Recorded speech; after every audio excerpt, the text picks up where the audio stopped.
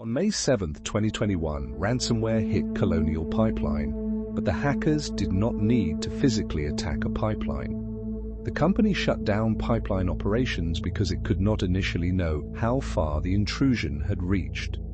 Colonial's business network had been compromised. To protect operational systems, the company disconnected systems that monitored and controlled physical pipeline functions. The result was a shutdown affecting a pipeline network stretching more than 5,500 miles, and then came another decision. Colonial negotiated with the attackers. The following day, it paid roughly 75 Bitcoin in ransom. At the time, that meant millions of dollars. But weeks later, federal investigators announced something almost nobody expected. They had followed the cryptocurrency, and they recovered much of it. How did one compromised account help trigger a fuel crisis? Why did one of America's most important pipeline operators pay? And how did the Federal Bureau of Investigation seize cryptocurrency from a ransomware operation that appeared designed to make the money disappear? To understand why this attack mattered, first understand what Colonial Pipeline represented. Its network ran more than 5,500 miles from the Gulf Coast toward the eastern United States. It transported enormous quantities of gasoline, diesel, jet fuel, and other refined petroleum products. This was not merely another company server, it was part of the physical infrastructure connecting refineries, storage facilities, airports, and communities across multiple states. Congressional testimony following the incident described a system serving 13 states and stretching from Texas toward New York. Most people never thought about that network. They simply drove to a station, swiped a card, filled the tank, and left. Infrastructure becomes visible when it stops working. That is exactly what happened in May 2021. Early on May 7th, Colonial Pipeline discovered that ransomware had affected its information technology environment. At first, the company did not know the full scope of the intrusion, and that uncertainty mattered. Colonial later explained that it shut down pipeline operations as a precaution, while specialists investigated whether the attackers might have reached systems involved in operating the pipeline itself. Government investigators later said malicious actors deployed ransomware against Colonial's business systems, after which the company disconnected certain systems monitoring and controlling physical pipeline functions to prevent possible compromise. This distinction is essential. Public evidence does not establish that DarkSide directly took control of pumps or valves across the pipeline. The business network was hit. Colonial then shut operational systems down defensively. The hackers did not need to seize physical control of thousands of miles of steel. They only had to create enough uncertainty that continuing normal operations became too dangerous. But another question remained. How did they get inside? During a Senate hearing 1 month later, Colonial's Chief Executive Officer Joseph Blount was questioned about the suspected entry point. A legacy virtual private network account had only single-factor authentication. In other words, it did not require a second verification step, such as a token or phone-based approval. Blount testified that the account used a complicated password, but acknowledged that the legacy virtual private network did not have multi-factor authentication. Investigators were still trying to determine precisely how the credential itself had been compromised. A critical infrastructure crisis did not necessarily begin with a futuristic exploit against industrial machinery. The suspected doorway was far more ordinary: a remote access account, a password, and no second factor on that legacy connection. Multi-factor authentication would not make an organization invulnerable, but it can prevent a stolen password alone from becoming enough to enter an account. After the attack, Blount agreed before Congress that using multi-factor authentication was the correct advice going forward. A small digital weakness had opened the door. What happened next became a national problem. The Federal Bureau of Investigation identified the ransomware operation involved as DarkSide. DarkSide operated as what authorities called ransomware as a service. That model separates parts of the criminal business. Developers maintain ransomware infrastructure. Affiliates carry out intrusions. The proceeds are then divided according to the criminal arrangement. The Justice Department publicly described DarkSide as a ransomware as a service network whose developers leased or provided ransomware in exchange for fees or a share of proceeds. Do not imagine one hacker sitting alone in a basement. Modern ransomware can operate more like an underground commercial ecosystem. Infrastructure, support, negotiation, payment processing, and affiliates motivated by profit. That business model created one of the central contradictions of the Colonial attack. The attackers were criminals pursuing money, but the system they disrupted carried consequences far larger than a typical corporate extortion case. Colonial stopped pipeline operations. Engineers began assessing systems. Cybersecurity specialists investigated the intrusion. The company also carried out extensive physical inspection work. During Senate testimony, Blount said personnel drove approximately 29,000 miles while checking the roughly 5,500-mile system because the company initially did not know the full nature of the incident. Meanwhile, disruption moved outward.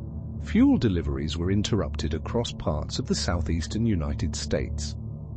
Government Accountability Office reporting later described a temporary disruption in gasoline and petroleum product delivery across much of the southeast.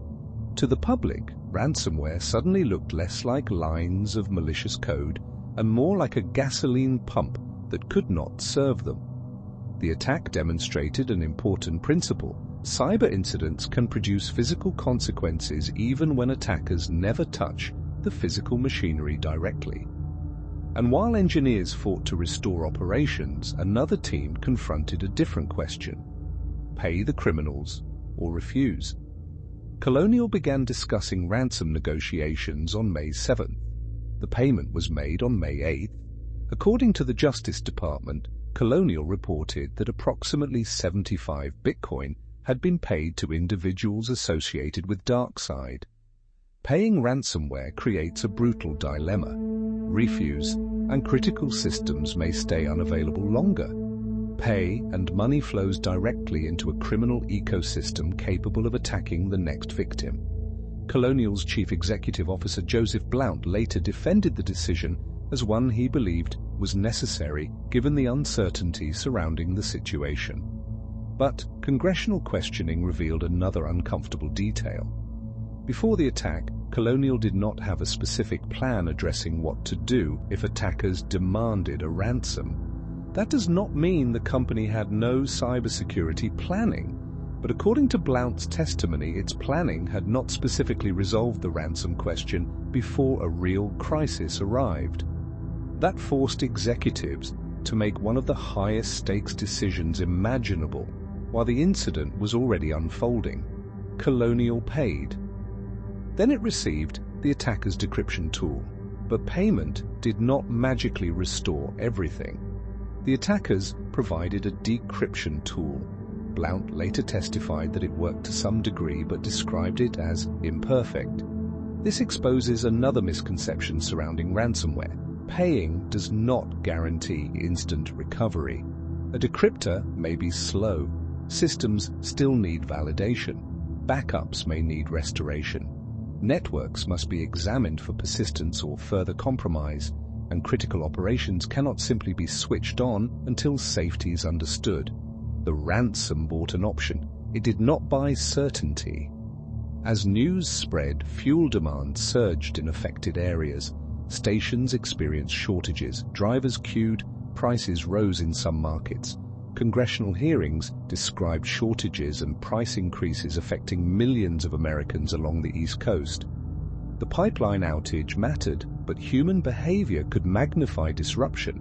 When drivers fear supply will vanish, many fill up sooner than they otherwise would. That pushes more demand into the same narrow period.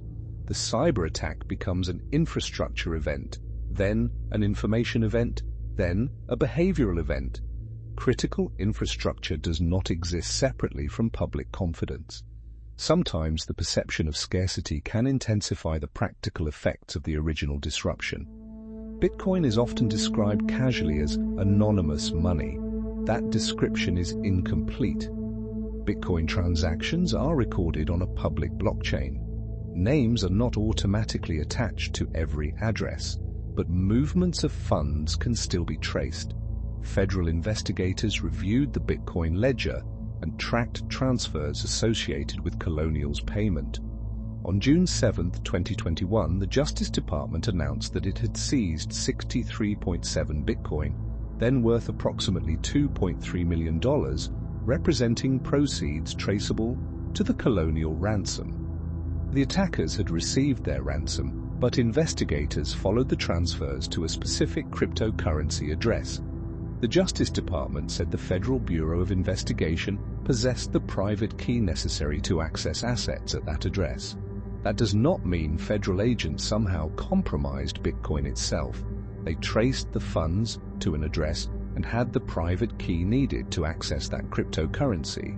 Exactly how law enforcement obtained that private key was not publicly detailed in the announcement. And that unanswered detail remains one of the most intriguing parts of the entire operation. Recovering a large share of the ransom was a significant law enforcement success, but it could not reverse the broader consequences. The attack had already exposed a national vulnerability. A privately operated company was responsible for infrastructure used by millions. A cyber intrusion into its business network had caused enough uncertainty to shut down physical fuel transportation, and a legacy remote access system lacking multi-factor authentication had become part of congressional scrutiny. The Colonial incident had moved beyond a company breach. It was now a policy case study. The incident accelerated federal attention on pipeline cybersecurity. The Transportation Security Administration issued security directives after the attack requiring stronger measures. The Government Accountability Office later noted that these directives were important because previous guidelines did not contain several key mitigation strategies that operators needed when assessing cyber assets. The lesson was not simply to use a stronger password. Critical infrastructure security requires layers: multi-factor authentication, network segmentation, asset visibility, backup planning, incident reporting, recovery exercises, and a plan for what happens when prevention fails, because sooner or later someone will get inside somewhere. The real test is whether one compromised account can escalate into a national disruption. The malware encrypted computers. The shutdown interrupted fuel movement. But the deeper lesson was about trust. A pipeline can be made of steel. Its weakest point may still be digital.